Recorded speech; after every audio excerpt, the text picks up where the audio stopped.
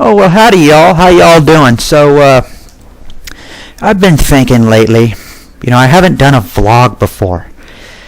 I watch all these videos on YouTube, and these popular users, they have vlogs, and I can't believe I haven't done one. So I'm going to do one right now. So earlier today, I'm doing my bi-weekly grocery shopping, my tradition, at Costco. And I'm in the cereal aisle, and I see this busty, beautiful black woman bending over, great big ass, skinny waist, grabbing a box of Cheerios. And I'm thinking to myself, I've got to document this. I have got to get this on video so I can show my friends at work. So I do what comes naturally. I pull my phone out, I hit that red button on the camera, and I start to record. And as soon as I hit the stop button, I feel this tapping on my shoulder. I turn around and it's this big 6'5" looking guy looking at me. And my heart is racing. And the first things comes out of his mouth is, "Were you videotaping my wife?" And I look at him, my heart is pounding, and I say, "Sir, yes, I was." Because I feel like if I'm not honest at that point, it's just going to get worse. Things are just going to get worse. This guy puts his fist out like this. Okay? Puts his fist out like this, looks me in the eyes, and he says, "My nigga. My nigga," he says. And the point of me telling you this is every guy should be like that. Every guy should be like that. I mean, this man is a champion. This man is the shiz. I mean, the least that a man deserves to be able to do is womanize. Womanizing shouldn't be frowned upon. Because 99% of history's most important inventions were created by men. Thomas Edison invented the phonograph, electrical distribution, the movie camera, the telephone, etc. Okay? Who's his female counterpart? Sarah Lee? I mean, she invented the fucking pound cake, for God's sake. Okay, so let's get this party started. Fuck this. Grandia's story begins and ends with the intertwining events of its present and past. Long ago, the spirits presented the selected people of the world, the Icarians, with a symbol of their glory, the Spirit Stone. Under the Spirit Stone's light that shined across the corners of the globe, the world was guided into an age of peace and prosperity. The peace was fleeting, however, as the desire for power and the greed of the human heart ended the peace which conduced to the pinnacle of human existence. The light of the Spirit Stone that guided the world soon faded. The stone shattered into 7 pieces and scattered across the land. At the same time, humanity lost their bond with the Icarians and the spirits.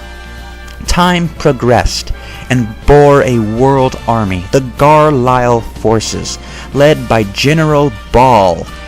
His security force seeks out anything from the ancient civilization that would be of aid in his secret quest. The simplistic opening starts you off in the port town village of Parm. The focal character of the story, Justin, emerges.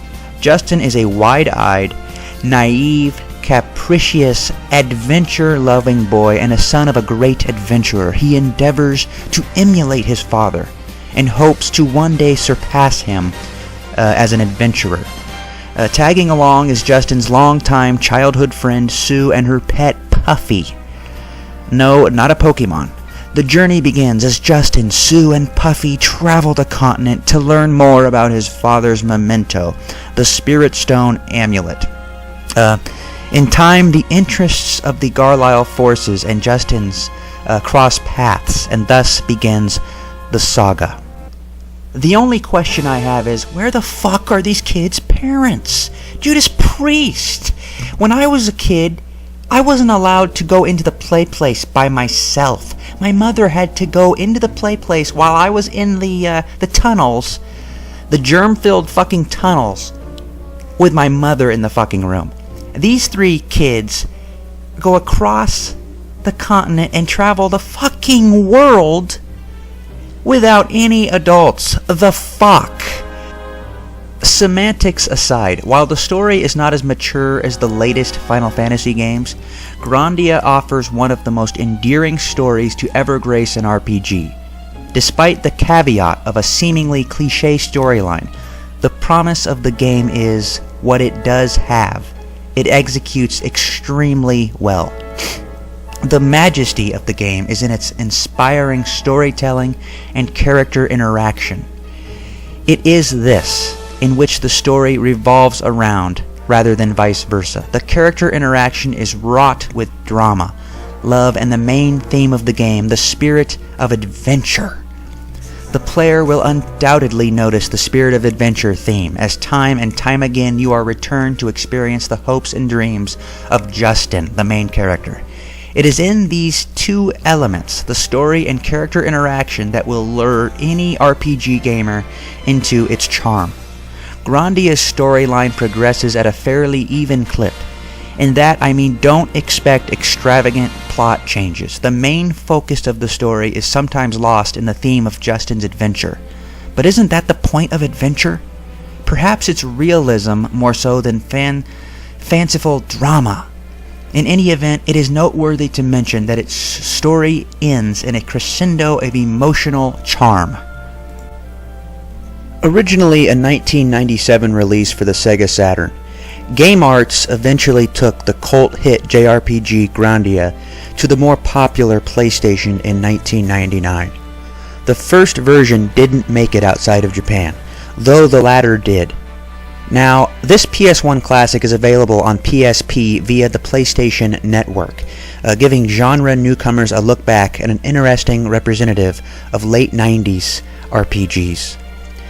Grandia's definitive highlight feature is its interesting combat and accompanying growth system. Fights begin with enemies and allies appearing on a battlefield in various places.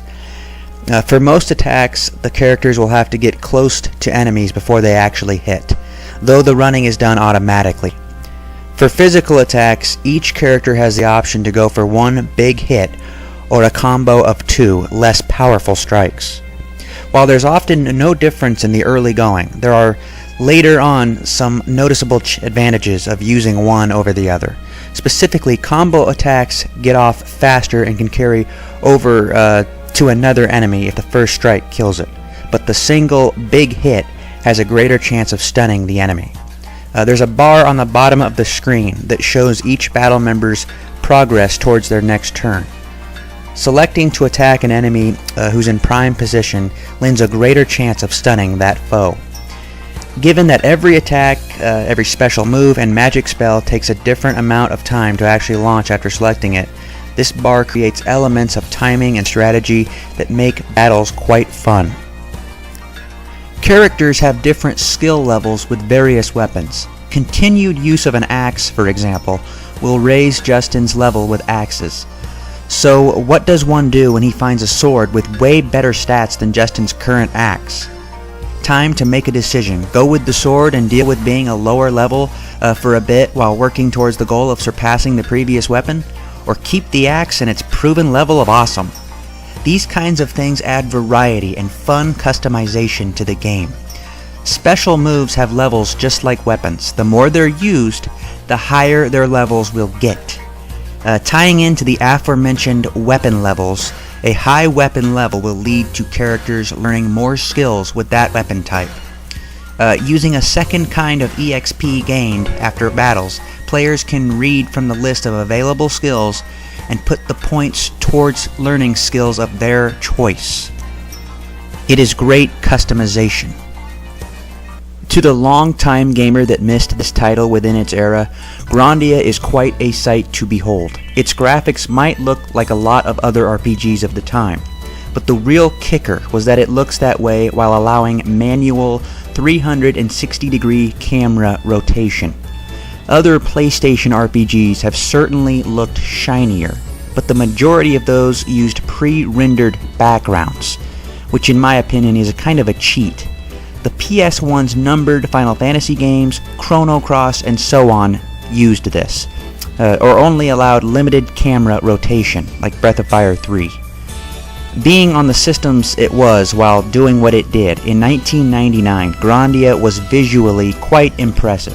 Very vibrant colors, the character sprites are slightly pixelated by today's standards, but on the PSP's small screen, it still manages to look good enough. Another feature to the game are the FMV sequences. While they are short and not numerous, they are spread evenly throughout. The cinemas are brought to life by their highly detailed presentation of a CG/anime mix. But more importantly, they offer a heightened experience to the storyline, as well as a better sense of the world of Grandia. Despite the fact that few things look as good after experiencing Final Fantasy VIII, Grandia's proof is in the pudding. In today's all-you-can-produce-and-eat CG culture, there are many games that suffer one flaw. Without the CGs, the RPG experience of such a game is damaged. In there is where Grandia shines. Grandia's FMV is there for one purpose, to aid the game and story presentation. If this modern cachette is removed from the game, the core of the game would remain unscathed. The game's music is from the guy who did the Lunar series. Like his other works, Genius is no stranger to the soundtrack of Grandia. Grandia's music is more like Langrisser than Lunar in many ways, but there are a number of trademark Lunaresque style songs. The soundtrack to the game is a mix of very high quality orchestra and synthesized music. At the core of the music is the unmistakable classical origin, but other tracks infuse other styles such as the new age, rock, and fusion. A soundtrack that has spawned 3 different music albums is unmistakably good, but it's not just in quality or melodies where the music shines. The key is how the elements of melody, quality, and instruments gel with many emotional scenes. Truly, Grandia is one of the few to offer such captivation. 2 music-inherent scenes stand out in particular. The sandy beach of Ganbo and Farewell to Sue, which both use amazing piano and violin instrumentation. Emotional, heart-tugging, and brilliant music. What more could you ask for? Grandia's soundtrack as a whole is stellar, but it's not without its problems. There are a number of extremely boring and plain songs in the game. A number of dungeon and town music pieces in the game scream with mediocrity. This game is not perfect, but it is awesome. Thanks for watching. Please subscribe, and goodbye, my friends.